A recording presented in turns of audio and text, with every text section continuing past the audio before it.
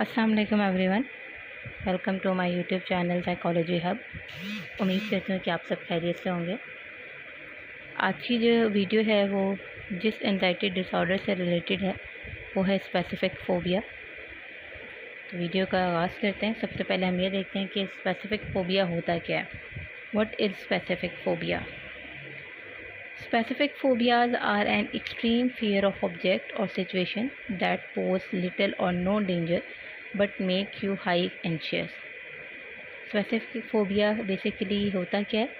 Specific phobia जो है, ठीक है, वो एक extreme fear होता है किसी भी सिचुएशन, किसी भी ऑब्जेक्ट, किसी भी चीज़ को लेके, जो असलियत में, जो रियलिटी में तो इतना डेंजर नहीं होता, लेकिन उसके जो ये कह लें कि सिर्फ सोच है, ठीक है, जो उसकी अवेलेबिलिटी है, ठीक है, आपके अंदर जो है वो एक इंतहाई शदीद किस्म की जो है वो एंशियसनेस या एंजाइटी पैदा कर देती है, जिसको सोच कर भी जो आपको एंजाइटी के जो है सिम्टम्स आना स्टार्ट हो जाते हैं। तो specific phobia are an extreme fear of object और situation that pose little or no danger but make you highly anxious, आपको हाईली एंशियस कर दे। इसके जो सिम्टम्स हैं, ठीक है, वो देख लेते हैं। सबसे पहला जो है, ठीक है, सिम्टम है वो है मार्क फियर और एंजाइटी अबाउट स्पेसिफिक ऑब्जेक्ट और सिचुएशन। मार्क फियर और एंजाइटी होनी चाहिए किसी भी स्पेसिफिक सिचुएशन या ऑब्जेक्ट को लेके। लाइक वो फ्लाइंग हो सकता है, हाइट्स हो सकता है, एनिमल्स हो सकते हैं, रिसीविंग एंड इंजेक्शन हो सकता है। कुछ लोगों को जो है वो ब्लड को देखकर जो है, ठीक है, वो फियर होना स्टार्ट हो जाता है, यहाँ तक कि उन पर बेहोशी तारी हो जाती है। तो मार्क फियर और एंजाइटी होनी चाहिए। सेकंड है द फोबिक ऑब्जेक्ट और situation almost always provokes immediate fear और एंजाइटी। जो ऑब्जेक्ट है, फोबिक ऑब्जेक्ट जो है, ठीक है, वो हमेशा ही जो है, ठीक है, वो इमीडिएट फियर और एंजाइटी आप में पैदा करे। ऐसा नहीं है कि फर्स्ट टाइम पे उसकी शिद्दत कुछ और थी, सेकंड टाइम जब वही ऑब्जेक्ट आपको नज़र आए तो उसकी शिद्दत जो है वो पहले से कम है। नहीं, जब भी वो ऑब्जेक्ट आपको नज़र आएगा उसका जो प्रोवोक होगा, ठीक है, उसकी जो इंटेंसिटी होगी वो वही होगी जो फर्स्ट टाइम पे थी और इमीडिएट होगी। जो थर्ड है वो है द फोबिक ऑब्जेक्ट और सिचुएशन इज एक्टिवली अवॉइडेड और इंड्यूर्ड विद इंटेंस फियर और एंजाइटी।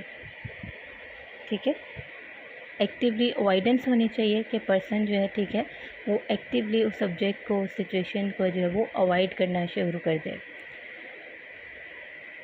फोर्थ है द फियर और anxiety is out of proportion to the actual danger posed by the specific object और situation and to the social cultural context. Third है हमारे पास, अब fourth जो है हमारे पास, ठीक है, वो मैंने आपको जैसे बताया कि द फियर और anxiety is out of proportion होनी चाहिए to the actual danger posed by the specific object or situation and to the socio-cultural context. Fifth है the fear or anxiety causes clinically significant distress or impairment social, occupational और other important areas of function. जो fear और anxiety है, ठीक है, वो वजह बननी चाहिए clinically significant distress की और impairment की। कहाँ कहाँ पे, किन किन एरियाज़ में? सोशल में, ऑक्यूपेशनल में और आपके जो इम्पोर्टेंट एरियाज ऑफ फंक्शनिंग है, ठीक है, या वो एकेडमिक भी हो सकती है, ठीक है, उन सब में जो है वो इम्पेयरमेंट जो है वो significant distress, clinical significant distress पैदा करे। और जो लास्ट है हमारे पास वो है the disturbance is not better explain by the symptoms of another mental disorder. ये जो डिस्टर्बेंस है वो किसी दूसरे जो है वो मेंटल डिसऑर्डर में बेहतर तरीके से एक्सप्लेन नहीं होनी चाहिए। अगर हम इसके ड्यूरेशन की बात करें और ऑनसेट की बात करें, तो जो ड्यूरेशन है, द फियर एंजाइटी और avoidance is persistent, typically lasting for 6 months और मोर। और जो ऑनसेट है वो specific phobia usually develop in early childhood में डेवलप हो सकता है with the majority of cases developing prior to age 10 years. The median age at onset is between 7 and 18 years with the mean at about 10 years. ठीक है, although most specific phobias develop in childhood and adolescence, it is possible for specific phobia to develop at any age, often as a result of experience that are traumatic. इसमें उन्होंने कहा है कि अगरचा no doubt के जो specific phobias हैं, ठीक है, वो चाइल्डहुड और एडोलेसेंट्स में जो है, ठीक है, वो डेवलप होते हैं, लेकिन पॉसिबल हो सकता है कि जो स्पेसिफिक फोबिया है, ठीक है, वो किसी भी एज में जो वो डेवलप हो जाए as the result of experiences that are traumatic. किसी ट्रॉमेटिक इवेंट के बाद भी जो है वो स्पेसिफिक फोबिया जो है वो अकर हो सकता है।